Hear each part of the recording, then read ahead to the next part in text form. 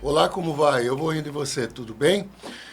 Bom, o programa Memória Viva prossegue. Semana passada a gente recebeu o grande Wilson Carvalho, que além de professor, imortal da Academia Mapaense de Letras, é também advogado, embora atualmente não esteja exercendo.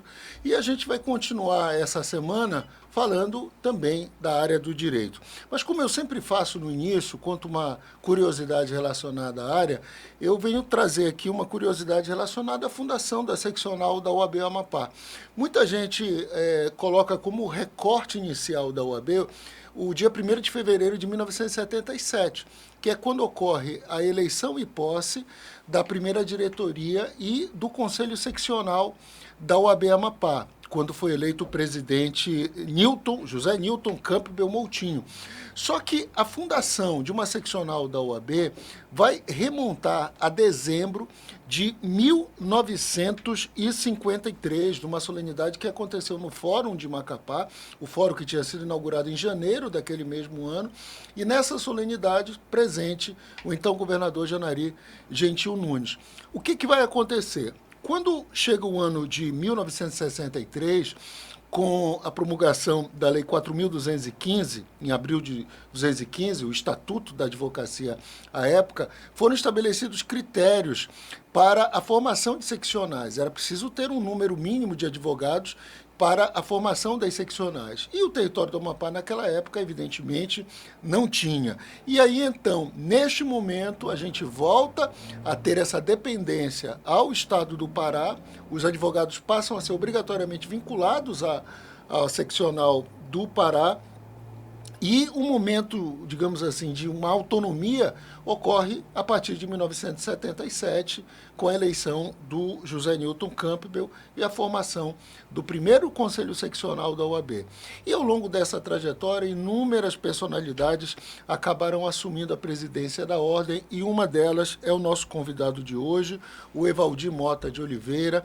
Ele, na verdade, tinha sido eleito na condição de vice-presidente na chapa que era encabeçada pelo hoje saudoso Manuel Brito, né, que tinha sido guindado à condição de procurador de justiça naquela ocasião, passou em concurso público, no processo de formação do Ministério Público ali naquele momento, de transição, processo de implantação da estrutura estatal do Amapá, e o Evaldir, que era vice, se torna presidente e com muita competência conduz a ordem, tanto que a sua gestão ela é referenciada até hoje, e aceitou estar aqui com a gente para a gente relembrar um pouco desse momento, relembrar alguns personagens que marcaram essa época, e muito obrigado pela sua presença, Evaldir. Quem agradece sou eu, Renivaldo, obrigado. Boa tarde. É um prazer estar aqui e falar de uma coisa que eu gosto de falar, que é da minha ordem, pô. Perfeito. Evaldir, bom, a gente remontou aqui um pouco, né, o processo de implantação da ordem. Havia essa intenção já nos anos 50, houve a inauguração do Fórum de Macapá, se reservou uma sala aí para advogados, mas vem o Estatuto em 1963, a Lei 4.215, a que está vigente hoje o Estatuto atual é de 1994 agora. Mas essa lei tinha estabelecido alguns critérios relacionados ao número de advogados. A gente não tinha número suficiente e aí, então, tinha que estar vinculado à seccional do Pará. Quando você começou a atuar, inclusive na condição de acadêmico de direito, já com a perspectiva de se formar, já havia o rompimento desse cordão umbilical com o Pará ou ainda não? Não, esse rompimento se deu mesmo só em 77, em 76, houve um fato em Macapá que chegaram a prender dois colegas advogados, à época, e aí até comunicar a seccional do Pará, para vir algum conselheiro do Pará, para tomar as providências aqui, demorou. Em razão disso, os colegas, até então, não era acadêmico só, né? Os colegas reuniram no escritório do doutor Di Macedo e resolveram reativar a ordem. E lá elegeram como presidente de uma comissão o doutor Pedro Petkovi. E o doutor Pedro Petkovi, então, foi que se empenhou perante o Conselho Federal, à época no Rio de Janeiro, né, até que ele conseguiu a autorização, né, para a instalação do seccional do Amapá. Que acontece no ano seguinte. Que acontece em 77, com a eleição, do primeiro presidente, Dr. Nilton Coutinho. Pois é, eu acho importante a gente resgatar um pouco dessa história, porque, na verdade, a eleição que vai acontecer em 77 não é uma eleição que cai assim do nada. Ela é fruto de uma luta que foi empreendida por profissionais que merecem estar nos anais, não ser esquecidos, e um deles é o Pedro Petkoff, um advogado que tem seu nome cravado ali dessa luta, né? Inclusive o doutor Pedro Petkoff, como ele não foi eleito, né? Ele não foi o primeiro presidente, que em tese deveria ser ele, né? Sim. Porque ele se dedicou, ele gastou dinheiro do próprio bolso para viajar várias vezes ao Rio de Janeiro e perante o Conselho Federal para tomar essas providências necessárias. E aí, em razão disso, o Conselho Seccional, posteriormente, resgatou essa história dele, elegendo como presidente, uma homenagem a ele, né? Como presidente, esqueci a palavra agora, mas uma homenagem a ele. Que tinha, acho que, uma natureza de um presidente vitalício. Tipo honorário, né? Exatamente, uma espécie de presidente honorário. Agora, e a sua trajetória, Valdir? Em que momento você começa? Ainda nos anos 70 ou não? Eu formei em 78, né? Formei em 78. Aí, à época, nós éramos poucos advogados aqui. E só podia ser conselheiro seccional quem tivesse pelo menos 5 anos de formado. Mas aí não tinha como completar isso aí, né? Os conselhos seccional precisava... O Conselho Federal, então, permitiu que no Amapá a gente, com menos de 5 anos, integrasse o Conselho Seccional. E eu, em 80, já passo a integrar o Conselho Seccional. E fui eleito de imediato subsecretário. Você tinha ideia de quantos advogados atuavam naquela época aqui? Eu tinha tudo, eu era secretário, né? Mas agora a memória já vai me falhar, né? Nós tínhamos... Até porque naquele momento, é importante relembrar, nós não tínhamos aí o curso superior aqui, embora nós tínhamos, desde os anos 70, um núcleo da Universidade Federal do Pará, mas eram cursos voltados para a área de licenciatura curta, diga-se de passagem, para garantir uma formação pedagógica. Mas quem quisesse fazer o curso de Direito, como eu imagino que foi o seu caso, tinha que buscar formação no estado do Pará. Né? O mais próximo era Belém, né? Inclusive, a época que eu fiz vestibular, a única universidade que existia no norte do Brasil era a UFPA. Tanto que a gente encontrava colegas lá, que eram do Acre, de Rondônia, de Roraima. Eu fui colega de um cara que foi governador de Roraima, né? O Otomar Souza Pinto. Ele era brigadeiro da aeronáutica, e o Otomar, então, achou de fazer direito. E o Getúlio também, que foi governador em Roraima, eles foram contemporâneos de faculdade em Belém, porque todo mundo ia para Belém. Vinha gente do Maranhão, de Goiás, tudo para estudar, porque a única referência que tinha era Belém, a UFPA. E quais são as principais lembranças que você traz dessa época? Você morou em República lá, né? Não, eu morei só. Minha mãe conseguiu alugar uma casa lá com uma pessoa conhecida, e aí eu tinha esse privilégio de morar só. Mas aí era bom porque eu recebia amigos, como eu recebi várias vezes o nosso querido e saudoso Fernando Canto em casa. Poxa, que bom. Edivar, como é que era havia, muitos relatam isso, uma relação de solidariedade, né? Porque você teve a sorte, por exemplo, de ter um espaço. Eu recebi semana passada aqui o Wilson, que também fez o curso de Direito, Psicologia, Filosofia na UFPA nos anos 70, mas ele contava assim das dificuldades da rede de solidariedade que se formava por gente que muitas vezes ficava esperando os pais mandarem dinheiro e nem sempre esse dinheiro chegava. Né? Inclusive o Wilson era um dos que frequentava a minha casa. Né? Foram 2 amigos que frequentavam a minha casa. Aí eu acolhia muitos colegas que iam para lá, para a gente brincar, né? Bater papo. E agora existia isso aí mesmo, a dificuldade. Eu passava minhas dificuldades, mas eu não tinha com quem dividir, eu tinha que arcar sozinho. Né? Mas os colegas que moravam em República se dividiam, eles tinham um sistema de cooperação lá, que dava para eles... O grande dia era o dia que saía o pagamento da bolsa do pessoal. Eu não recebia a bolsa, mas o dia que saía a bolsa, o Banco da Amazônia pagava no Banco da Amazônia. A gente era só jogando na Presidente Vargas, a gente encontrava uma Só para a posição gente situar, a Bolsa era um pecúnio que era uma ajuda de custo, uma espécie de ajuda de custo dado pelo governo do pelo território. governo do território, era para os estudantes, não todos, né? Tinha um critério de seleção que eu não fui aprovado nesse critério. Eram as situações, situação de estar em situação de vulnerabilidade, né? Até mesmo porque o dinheiro era utilizado, além da subsistência, muitas vezes para cotizar, para pagar um aluguel numa república, numa verdadeira moradia que era coletiva. Uma moradia coletiva, é verdade.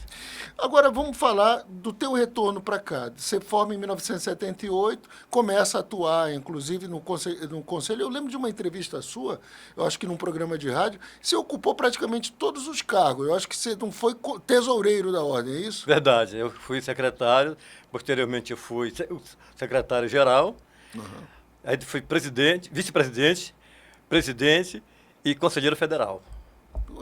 E no momento, eu me recordo que nesse próximo à sua atuação como presidente, quando você foi guindado à condição, nós tínhamos ali a questão da participação de mulheres, como, por exemplo, a nossa querida Sulamir Monassa, que foi presidente da Ordem, e, aliás, a primeira e única até hoje, né? Nós não conseguimos eleger uma outra presidente, né? A doutora Sulamir é uma heroína. Eu tenho uma admiração muito grande pela doutora Sulamir, uma batalhadora. Embora nós fôssemos oposição, né? Nós éramos adversários dentro do conselho, né? Mas ela conseguiu se eleger com mérito, né? Com grande apoio, porque aquela época a eleição era de forma diferente, não se elegia a chapa. Né? Então o que se fazia? Todo mundo podia ser candidato. Todos que preenchessem o requisito de 5 anos de advocacia podiam concorrer.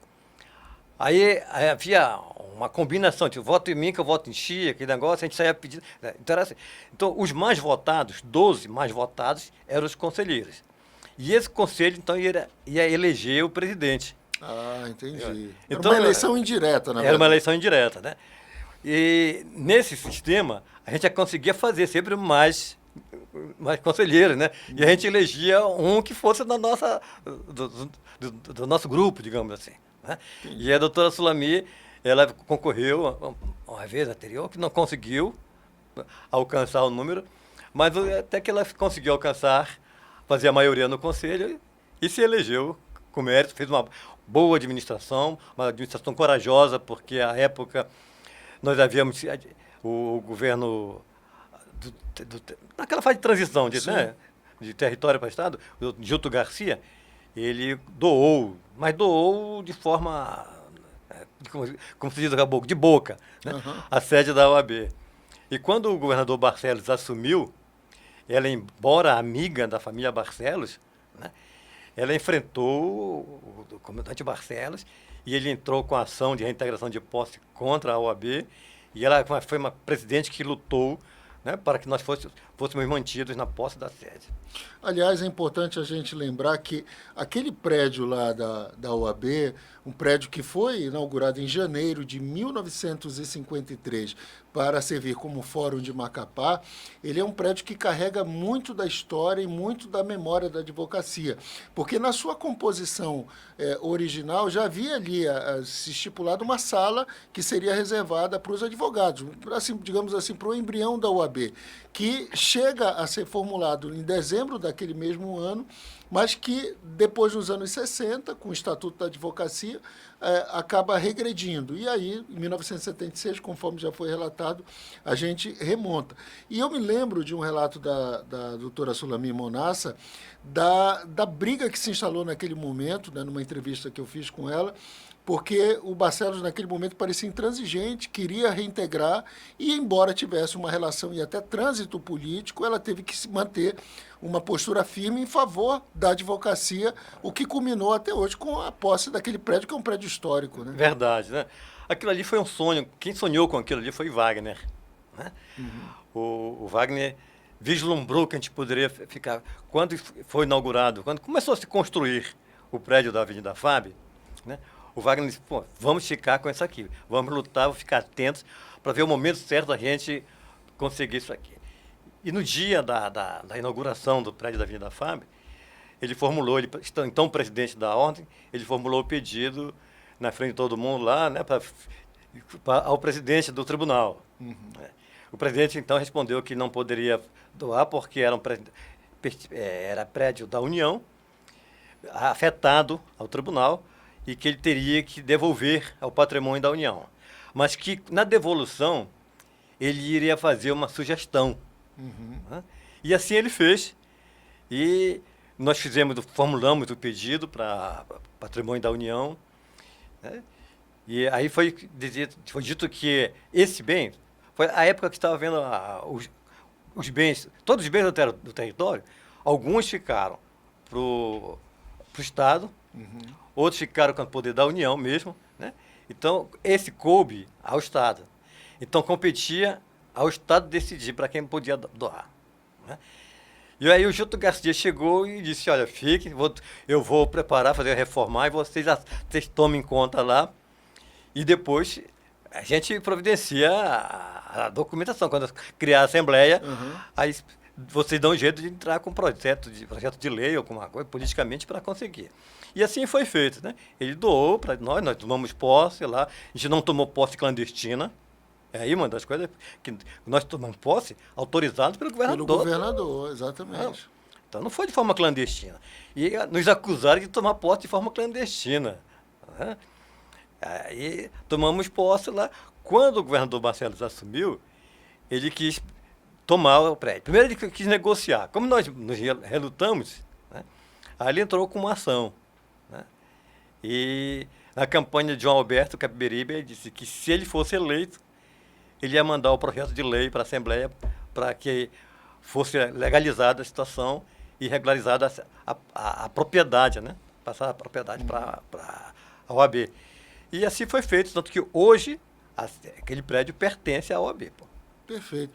Evaldir, eu acho muito importante a gente destacar que, ao longo da história da OAB, principalmente dessa história oficial que nós temos, tem alguns heróis anônimos, algumas figuras que estavam lá, e um deles, que não é tão anônimo assim, porque está lá nos anais, inclusive presidiu a ordem, é o Jorge Wagner Costa Gomes, que teve uma participação extremamente importante nesse momento, no início ali de consolidação do Estado do Amapá, ocasião em que ele, no início dos anos 90, né, em que o Estado do Amapá, com a formação do Tribunal, do Ministério Público, dos outros poderes, e, é claro, a consolidação disso, ele preside a ordem.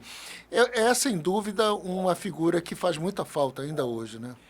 Porque o Wagner, ele sempre foi um visionário, né?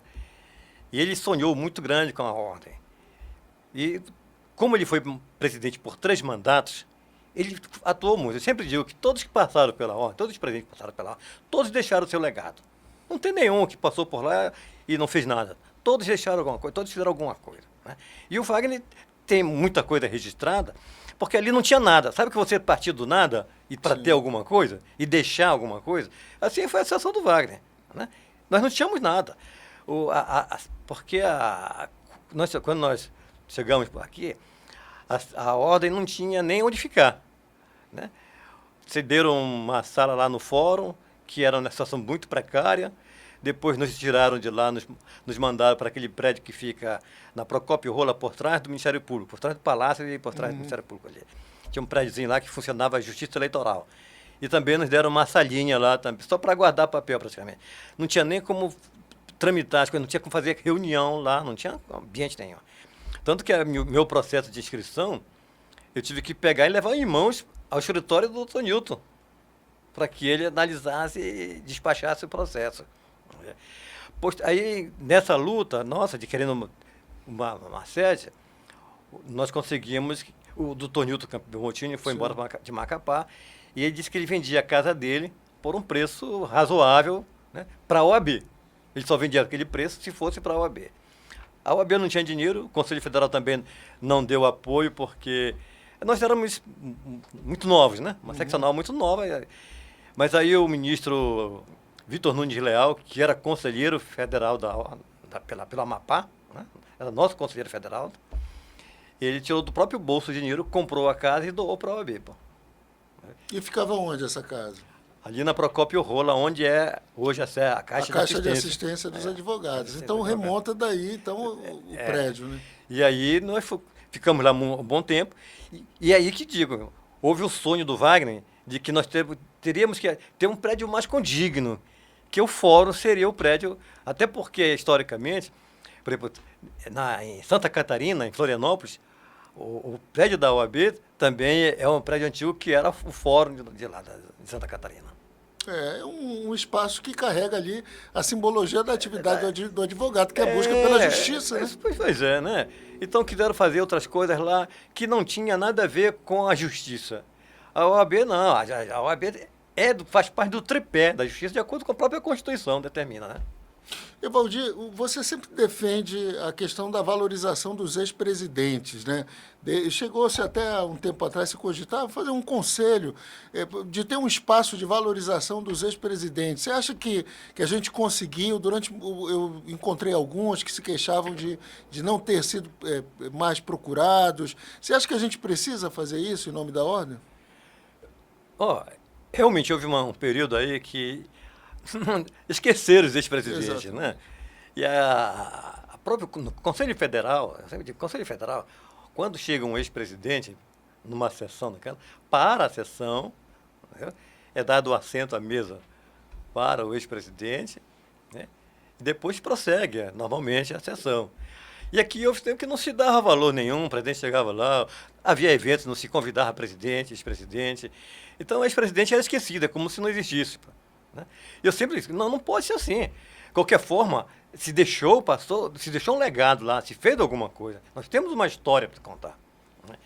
E o doutor Paulo Campelo, quando foi candidato a presidente, eu pedi para ele, olha, vamos valorizar os ex-presidentes. Ele disse, Evaldir, se eu for eleito, eu vou fazer isso. Ah, ex-presidente vai ter que ter o espaço dele, porque nós somos membro honorário vitalício. Sim. É o estatuto que diz. Terminou a presidência, nós passamos a ser membro honorário vitalício. Né? E a partir de então, passou-se a valorizar mais os ex-presidentes. Em 2019, você recebeu um título da OAB de ex-presidente vitalício, né? De ex-presidente vitalício foi homenageado pela instituição, né? Eu fui homenageado, mas o fato de eu ser membro honorário vitalício não depende a própria lei que já diz, é o estatuto que já diz, que saiu da presidência, terminou o mandato, é membro honorário vitalício. Ele recebe essa distinção. A outra questão que eu acho assim, relevante é a participação da OAB nos debates. Hoje a gente está na discussão do petróleo, a gente tem as discussões relacionadas à atuação, ao chamado ativismo judicial do Supremo Tribunal Federal. Você acha que a OAB, que já esteve, inclusive, na vanguarda, inclusive quando teve o movimento Fora Collor, movimento das diretas, ela se retraiu nos últimos anos? Eu notei isso. Eu tenho uma séria crítica com relação a isso, porque é uma questão muito mais política, entendeu? E a OAB deixou de exercer essa atividade dela, esse protagonismo dela nesse sentido. Né? E ela ficou muito omissa. Apesar de que isso aí é termo de Conselho Federal. As seccionais têm pouco peso nesse sentido. Né? O presidente, nosso presidente atual, ele não tem quase influência nenhuma dentro do Conselho Federal, porque essa matéria é do Conselho Federal. Sim. Né? Ele pode se empenhar aqui, ele pode ter um pensamento contrário ao Conselho Federal, mas em termos, ele não pode se opor ao Conselho Federal, ele não tem poder para se opor, né, ao Conselho Federal. E chegar lá também, impor alguma coisa, sugerir, né, isso aí compete aos conselheiros federais. Né? No Colégio de Presidente ele pode, tem peso no Colégio de Presidente, mas dentro do Conselho Federal propriamente dito ele não tem esse poder para fazer. Né? E eu vejo que os direitos, as prerrogativas do advogado, o Supremo praticamente cassou, de acordo com o interesse de conveniência. Né? E a OAB ficou omissa, a OAB Federal, estou falando, não é? A OAB Federal, ela ficou omissa. Agora, recentemente, que ela tomou uma posição, falou alguma coisa, mas eu acho que ainda está muito incipiente, está muito devagar ainda para o que necessita, porque a lei tem que ser cumprida, não pode o próprio Supremo violar a lei, violar a Constituição. Né? Senão, se lá o Supremo violar a Constituição, o que não vai acontecer aqui para baixo. Verdade. Valdir, você que passou por momentos distintos, né? Se gradua em 1978, inicia a sua participação como conselheiro a partir de 1980, e num momento em que se precisava até mesmo não se levar em consideração alguns critérios, como o tempo de exercício da advocacia para poder compor o conselho, porque senão você não tinha profissionais suficientes para essa composição. E hoje, quando eu acho, já tenho a impressão que nós ultrapassamos a inscrição de número 6.000, o que representa que dos 6.000 inscritos entre advogados, aqueles que têm inscrição suplementar, estagiários, vamos tirar aqui 1.000, que são aqueles que já encerraram a sua inscrição por algum motivo, ou por óbito, ou porque decidiram abraçar outra atividade profissional, aqueles que estão atuando em atividade que é incompatível ao exercício da advocacia e que, portanto, também não renovaram sua inscrição, mas ainda vai sobrar pelo menos 5.000 advogados. Vamos colocar aqueles que atuam na advocacia pública, pelo menos uns 500, né? Ainda sobram 4.500. 4.500 advogados é muito advogado aqui para o Amapá, né? É verdade. Mas não dá tudo isso. Eu acho que na ativa mesmo chega a uns 3.000. Mas mesmo assim... Ainda é um número significativo. É um número significativo, é. A gente tem hoje, eu acho que 3 ou 4 instituições de ensino superior que oferecem o curso de Direito. Se nós considerarmos que de cada uma dessas instituições, vamos colocar por baixo, saem 20 egressos do curso de Direito, são 20, 40, 60, 80. São 80 novos advogados que estão saindo todo ano, ou melhor, a cada semestre, melhor dizendo, vamos multiplicar isso por 2, de 160 a 200 advogados por ano. É um número significativo e não à toa o número de inscrições, depois que a gente passou do número 3.000, foi com uma velocidade tremenda que a gente chegou agora ao número 6.000. E eu pergunto, com a experiência que você tem da atuação, tanto da advocacia pública, advocacia dativa, a advocacia particular, tem espaço no mercado para todo mundo? O mercado é que faz a reserva, né? Uhum. Então, os que se dedicam, que vão à luta e conseguem se firmar, o mercado vai selecionar. Os que não conseguirem, o mercado reserva, né? Fica fora. Não tem, isso é normal do mercado, de toda a profissão. Né? Então, no direito, na advocacia também é a mesma coisa. Porque forma muita gente, mas tem muita gente que nem sequer se inscreve. Porque tem muitos que fazem direito, porque a pessoa é administrador. Eu conheço muita pessoa que é administrador que faz direito para aprimorar o seu conhecimento da administração. Uhum. Ou são contadores e fazem direito também. Mas, quer dizer, não com o objetivo de advogar. Né? Então, isso aí já reduz um bocado. Então, quem vai se inscrever mesmo para ser advogado, para exercer a advocacia, é um número bem mais reduzido. Embora se tenha ainda tanto que tem uma faixa de 6.000 inscritos. Embora 6.000 inscritos, considerando do 01, assim, né, até disso aí teve o óbito, teve aquele, como você falava, né? Tem muita gente que foi para ser delegado de polícia, cargos outros foram embora de Macapá mesmo, né? Que foi para Caiena, não é só que foram para Caiena, né? É que foram para Agora, antes de encerrar, eu tenho uma curiosidade que eu me ressinto de não ter perguntado diretamente ao nosso saudoso Wagner Gomes e que eu sei que você, que era um amigo muito próximo, de repente possa me responder.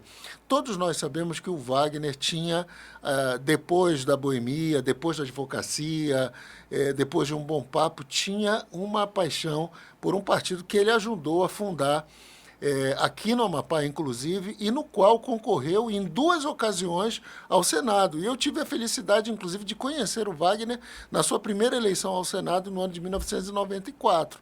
E depois trabalhava numa produtora de televisão quando reencontro o Wagner, quando foi em 2002, novamente candidato.